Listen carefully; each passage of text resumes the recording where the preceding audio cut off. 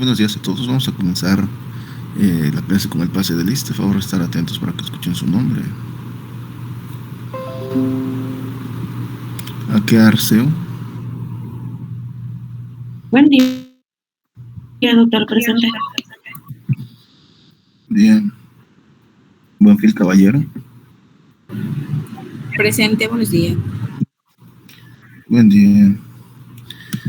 Canul Cantún. Buenos días, presente. Buenos días. Seca Oil. Buenos días. Sensul. Presente, buenos días. Buenos días. Un Buenfil. Presente, buenos días. Buenos días. Domínguez de la Cruz. Rosa Campos. Buenos días, presente. Buenos días. Ferreira Santos. Presente, maestro, buenos días. Buenos días. Galindo Aldana. Presente, buenos días. Buenos días. Dio Novelo.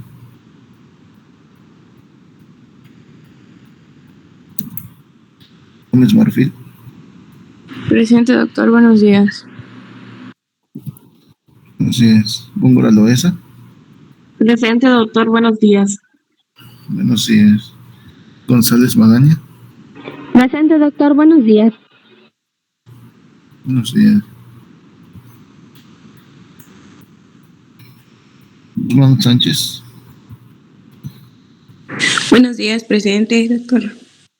Buenos días.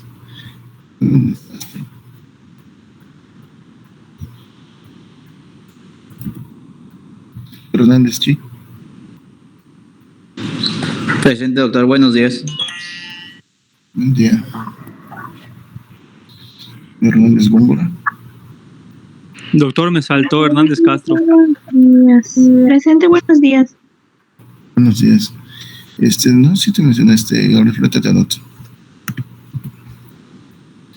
Hernández Belueta.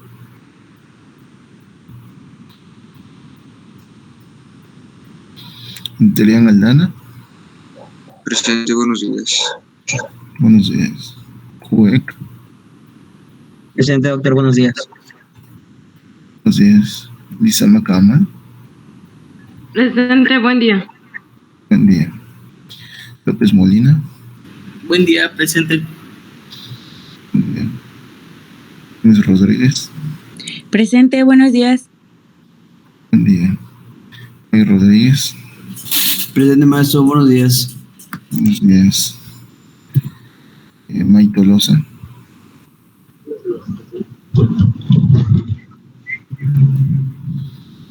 Pérez Barrios. Presente, profe, buenos días. Buen día. Pérez Puco. Presente, buenos días. Buen día. Reyes Coyoc. Presente, maestro, buenos días. Buenos días. Rosado Castillo. Buenos días, presente. Buenos días. Segura Hernández. Presente, maestro, buenos días. Buenos días. Buenos días, doctor. Presente. No sé si escucha mi micrófono. Sí, se escucha. Buenos días. YouTube. Presente, buenos días. Buenos días. Luz López. Presente, buen día. Buen día. ¿Alguien más que no haya escuchado su nombre o se haya conectado después del pase?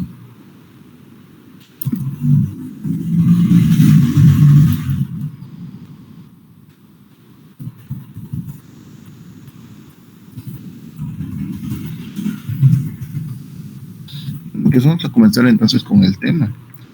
Pues este tema que queda no es muy extenso como tal.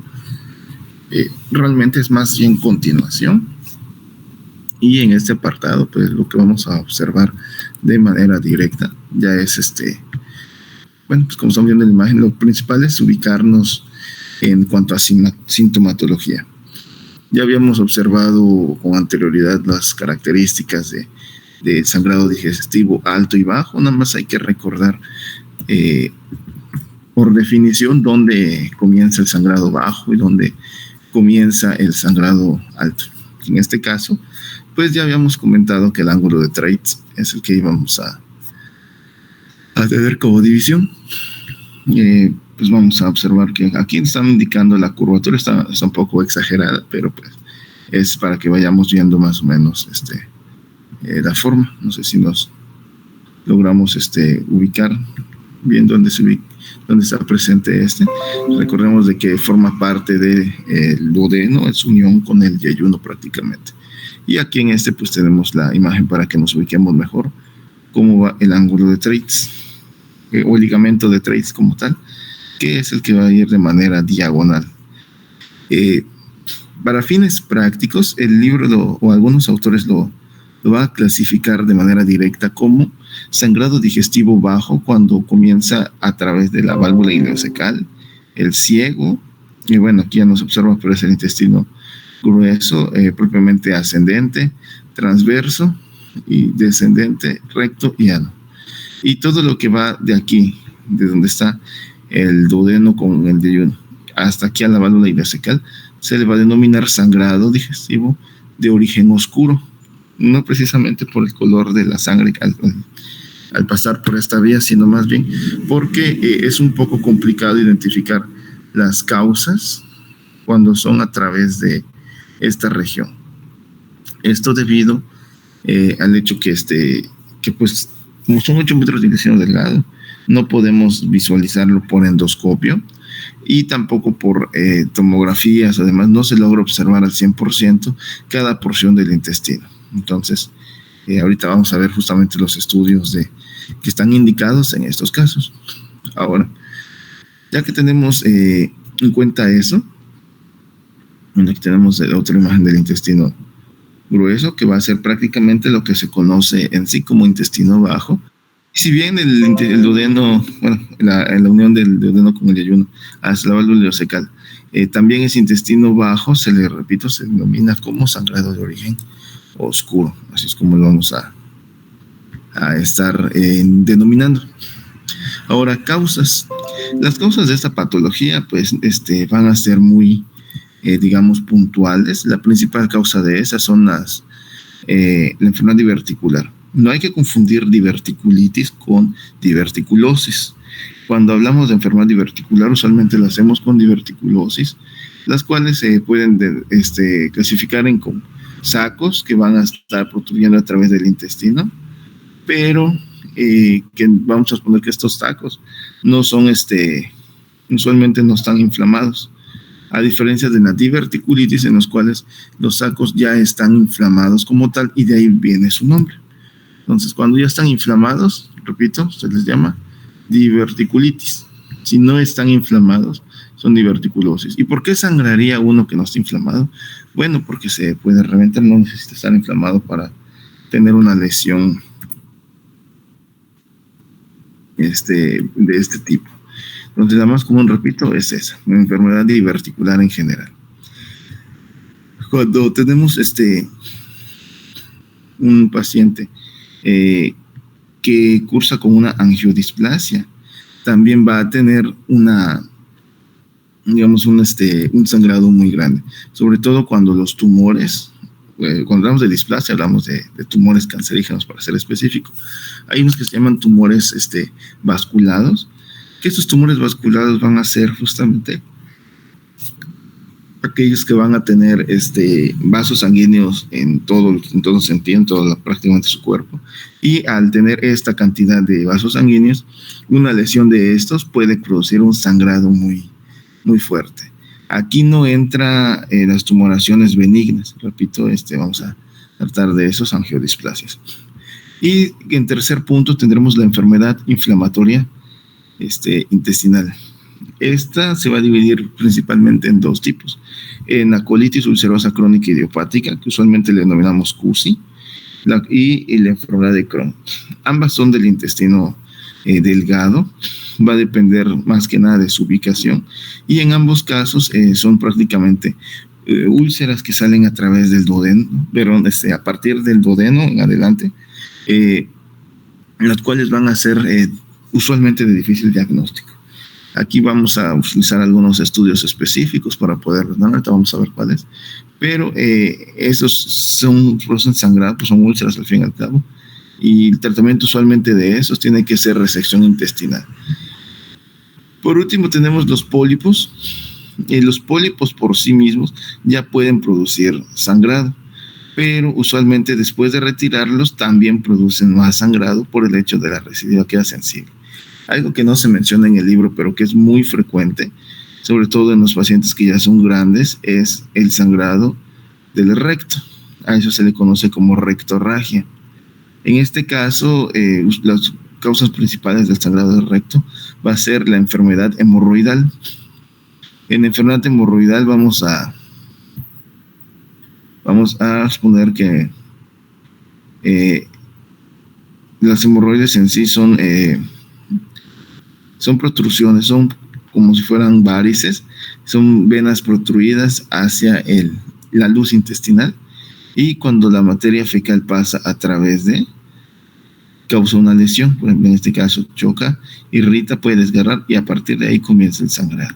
Usualmente cuando esto ocurre es al momento de la evacuación.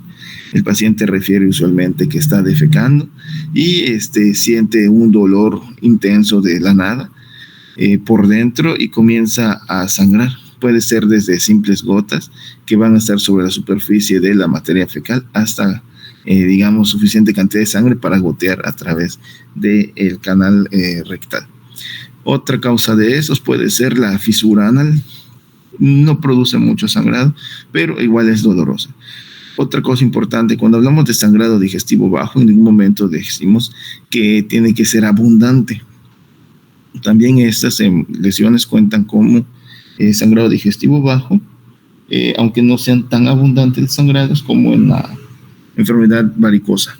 No sé, hasta acá alguna pregunta o alguna duda. Ok, entonces esos prácticamente son sangrados agudos y subagudos. Puede haber también sangrados crónicos, como por ejemplo los que son producidos por enfermedades polipomatosas, que pueden ser incluso silenciosos, y pues en estos casos hay que también descartar otras patologías como tal. Cuando nosotros tenemos sospecha de un sangrado crónico, usualmente son sangrados que no van a ser muy profusos, van a ser pequeños, y nosotros los podemos identificar con la medición de la hemoglobina, es decir, identificando la anemia, sobre todo la anemia ferropénica, que esta la vamos a detectar con pacientes con glóbulos rojos hipocrómicos, es decir, un poco pálidos. También vamos a descartarlo a través de la sangre oculta en heces. Obviamente para aquellas ocasiones en las que tengamos duda diagnóstica. Si está presentando una hemorragia, pues probablemente no sea necesario nada de este tipo de situaciones. Ok, entonces vamos a adelantarnos un poquito a esto.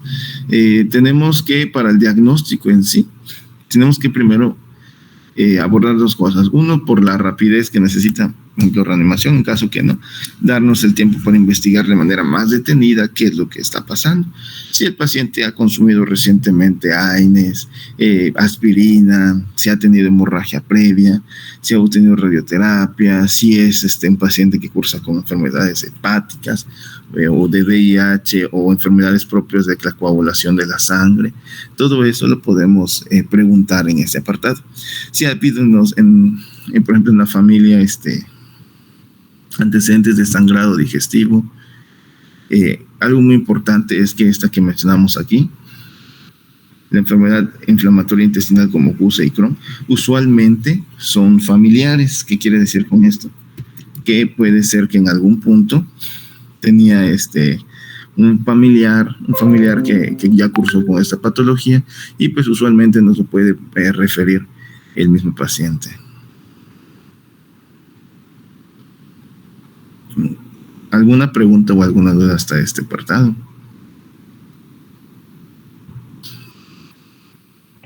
No, profe. Maestro, disculpe. Dime. ¿Estas enfermedades se podrían diferenciar de las hemorroides?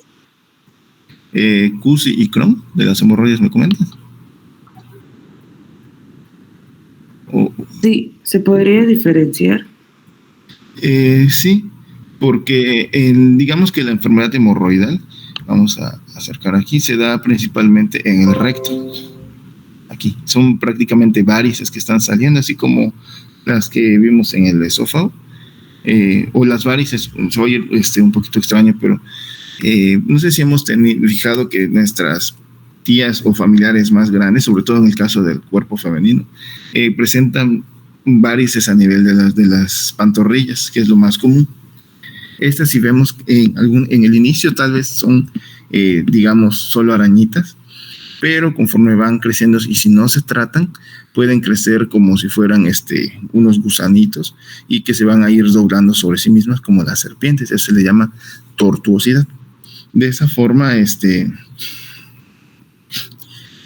pues vamos a tener, pero aquí adentro, en este caso, pues no van a ser de tal magnitud, pero sí van a ser protrusiones, pierde la rigidez de la pared vascular y prácticamente se está herniando hacia la luz intestinal. Entonces, las lesiones son aquí. Y por eso decíamos que usualmente es al defecar el dolor. En cambio, las enfermedades como CUSI y Crohn son a nivel del intestino delgado, esta porción de acá. Y usualmente no producen un dolor al defecar, sino puedes presentar dolor, pero en un momento aleatorio del día. ¿Sí me explico? Entonces, no tiene relación directa con lo que es la evacuación. El dolor es más propiamente abdominal y no en la región pélvica. No sé si me estoy explicando, Rosy. Sí, maestro. ¿Tienes alguna otra duda? ¿O alguien más que tenga más dudas de ese apartado? Ok, entonces, decíamos, ya abordamos el principal interrogatorio. Ahora, hay que diferenciar lo que es propiamente dicho, lo que decíamos la rectorragia, con lo que viene siendo la hematoquesia propiamente. Los dos son sangrados a través del recto, pero usualmente la hematoquesia, como dijimos, es más interna y pues puede tomar un color un tanto más como el vino. Es rojo, pero un tanto más, ligeramente más oscuro, no como la melena. Pero cuando es rectorragia, por la cercanía que tiene aquí con el exterior, pues entonces puede presentar un color más claro. Es decir, sangre fresca literalmente. La otra es sangre, pues si bien no coagulada, pues sí va a tener un color un tanto más oscuro. Repito, no va a tener color negro, sino color como el vino. Ya obviamente en estos casos, aunque huele propiamente dicha sangre, no va a tener una fetidez que está produciéndose en la melena. Si el paciente dice que está defecando sangre, pero es negra y huele muy mal, entonces se trata de melena. En ese caso, descartaríamos de manera directa el sangrado digestivo alto. ¿Se me explico? Sobre todo, descartar siempre estas causas. Entonces, ¿cómo vamos a realizar este tipo de situaciones? Pues podemos solicitar algunos estudios de laboratorio. Realmente, pues ya habíamos observado que cuando había una relación de hidrogenureico, vamos a ponerla aquí, no lo hemos mencionado, en el intestino alto, sangrado digestional alto, lo que es la relación del BUN con la creatinina, iba a ser de 36:1. Eso es lo que íbamos a observar para el sangrado digestivo alto. En estos casos, cuando están los exámenes de laboratorio, podemos observar una relación 20:1. ¿Qué quiere decir por eso? Que el BUN se eleva tanto a más de 36. Normal ya vimos que el hidrogenureico es hasta 20, mientras que la creatinina se mantiene baja. En cambio, en este caso, se mantiene teóricamente estable. Eso ya lo habíamos comentado en clase. Eso pues es análisis clínico. De sangre directamente no hay un examen de laboratorio que nos pueda decir de manera directa, aparte de que es orientativo, qué es propiamente sangrado digestivo alto o bajo. Los exámenes se van a realizar para valorar el estado del paciente. Si el paciente ya está presentando complicaciones, si el paciente está presentando alguna otra deshidratación, por ejemplo, desequilibrio hidroelectrolítico. Usualmente estos sangrados no son tan abundantes como el sangrado digestivo alto, pero una pérdida de sangre mayor de 800 mililitros, esa puede disminuir la tensión arterial hasta 10 milímetros de mercurio y a su vez puede aumentar más de 10 latidos por minuto de la frecuencia cardíaca. Entonces, eso es ya teniendo en cuenta que son 800 mililitros. Ya si pasa más de un litro y medio, por así decirlo, de 1500 mililitros, este paciente ya puede presentar datos directos de hipotensión.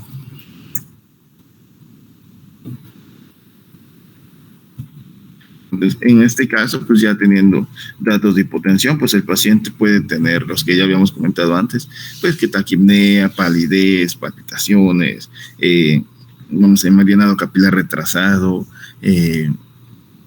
varias situaciones aquí. Inclusive hasta disnea puede presentar el paciente. De aquí alguna otra pregunta o duda sobre lo que son el abordaje diagnóstico. Ahorita vamos a diferenciarlos ya en una tabla rápida.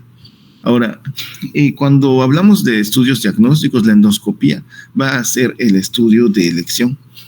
En el caso de la endoscopía, pues prácticamente va a ser a nivel anorrectal, vamos a hacer la entrada, entonces se le llama rectosigmoidoscopía.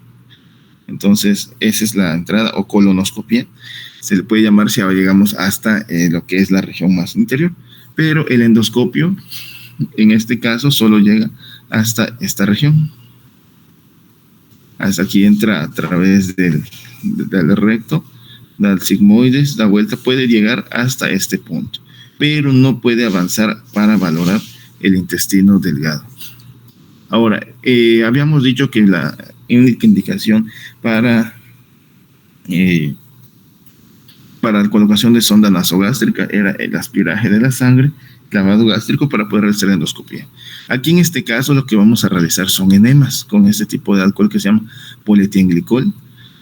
Ese pues es para esterilizar una y otra para limitar el sangrado. Y en este caso se van a colocar a través de enemas para que el paciente pues obviamente pueda defecar con mayor facilidad.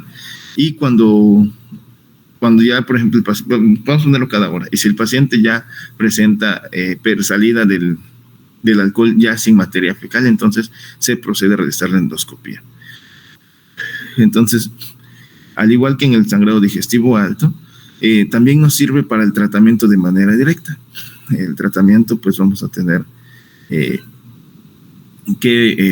podemos realizar, por ejemplo, resecciones en caso que sea necesario, más que nada poner clips para que deje de sangrar el paciente. El hecho de realizar la endoscopía pronto no va a mejorar el diagnóstico, mejor dicho, no va a mejorar el resultado porque muchas veces las causas son mayores. Claro que sí sería, al identificar la patología ya vamos a poder también abarcar más posibilidades de tratamiento. Si el paciente tiene inestabilidad hemodinámica, ya tiene los datos de hipotensión establecidos, no se le recomienda porque el paciente no lo traerá. Para empezar, tenemos que sedar al paciente para realizarlo y no es posible. Entonces, en esos casos, realizamos una angiografía. Que en esta angiografía, pues es muy útil porque nos va a detectar sangrados cuando son muy, muy bajos, entonces, o muy pequeños. Esta es la utilidad. También podemos utilizar la mamografía con lo que es tecnesio 99 o, en dado caso, la videocápsula. La mamografía sí nos sirve para ver el sangrado, pero pues en estos casos no van a ser de manera directa muy útiles al 100%. Ahora, la videocápsula, es muy útil cuando el sangrado es a través de el intestino delgado, a través de esta porción. Por el hecho que cuando la cámara, bueno, hay dos variantes, una que menciono aquí que toma fotos, se traga como si fuera una cápsula normal, y todo le va abarcando, va tomando fotografías. En este caso, la que dice el libro, pues graba video, pero aún así va grabando video en varias posiciones para identificar dónde está la lesión más probable. Esta obviamente es monitorizada y pues en este caso aunque se va a tener un diagnóstico adecuado, la posibilidad del tratamiento pues es poca porque no se puede acceder, a diferencia de la endoscopia o colonoscopia. Ahora, el manejo en sí pues se va a hacer más que nada etiológico. Si el paciente ya está presentando hipotensión, pues se va a corregir con la reanimación hídrica. Si el paciente, las indicaciones que habíamos comentado para los otros casos de sangrado por un digestivo alto, la reanimación hídrica. Ya habíamos comentado que pues era realmente para cualquier tipo de sangrado intestinal, no solo varicoso o ulcerativo, sino también el bajo. Vamos a mantener la hemoglobina mayor de 10 gramos sobre decilitro y vamos también a mantener las plaquetas dentro de lo aceptable. Evitar caer en casos propiamente dichos de por ejemplo, de que ya estemos en datos de bajo gasto o de alto consumo, pues entonces sí hay que tener cuidado, sobre todo porque las plaquetas se mantienen por debajo de 50,000. En este caso, lo que nosotros buscamos es que esté encima de 50,000 unidades por milímetro cúbico. Eso es prácticamente el tratamiento inicial, igual prácticamente que lo vimos en el intestino alto. Ahora, las modalidades de tratamiento, pues pueden hacer realmente muchas, puede ser inyecciones con epinefrina, puede ser también con cianoacrilato. Dijimos que era prácticamente el polímero muy similar a la cola loca. Puede ser por electrocoagulación. A esta electrocoagulación le decimos que es por cauterio o por cauterización. Pueden ser por clips. Hay un montón de formas que habíamos comentado que pueden ser a través de la endoscopia. Pero en todos casos de esto, pues son transitorios. En caso de enfermedad de CUSI o Crohn, está indicada incluso la resección intestinal. El único problema de estas es que pueden presentar nuevas formas de úlceras si no se toma un margen suficientemente grande para limitar esta patología. Entonces, por ejemplo, si en 5 centímetros está la lesión, hay que cortar 5 centímetros más antes y 5 más después para que pueda, disminuir el riesgo de que formen nuevas úlceras. Y aún así, ese tipo de pacientes pueden volverlo a presentar. Esto, obviamente, cuando ya está avanzado. Se puede detectar la enfermedad de Crohn de manera temprana y el tratamiento de pues es más alimentación, deportes, etcétera. ¿Sí me explico? Entonces, nos vamos a poner aquí para, por ejemplo, CUSI.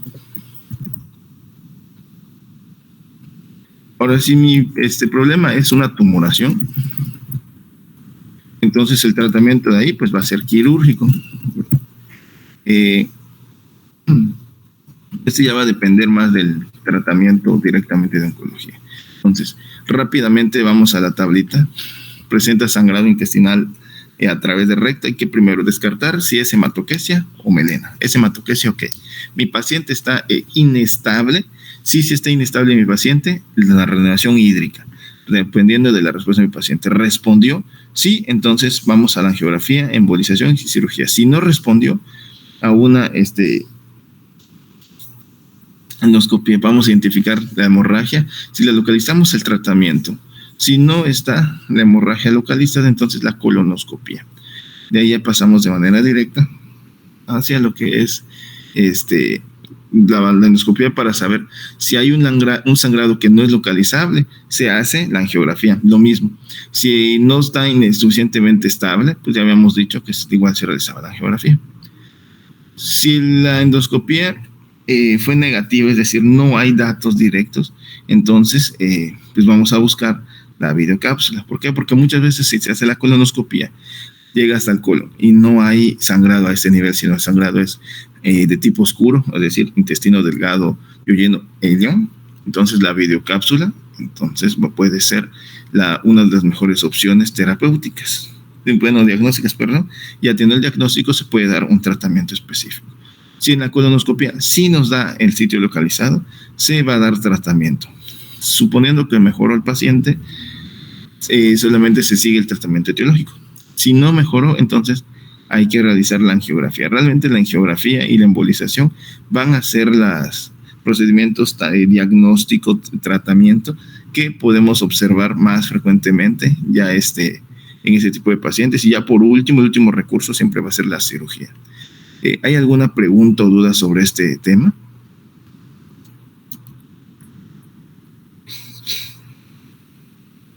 Ok, si no hay preguntas ni dudas, el examen en este caso sería el día martes.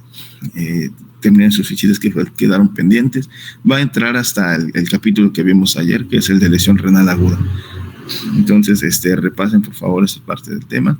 Y nos vemos la siguiente clase presencial para la realización del examen. Tengan buen fin de semana todos. Hasta luego. Y maestro. Gracias, doctor.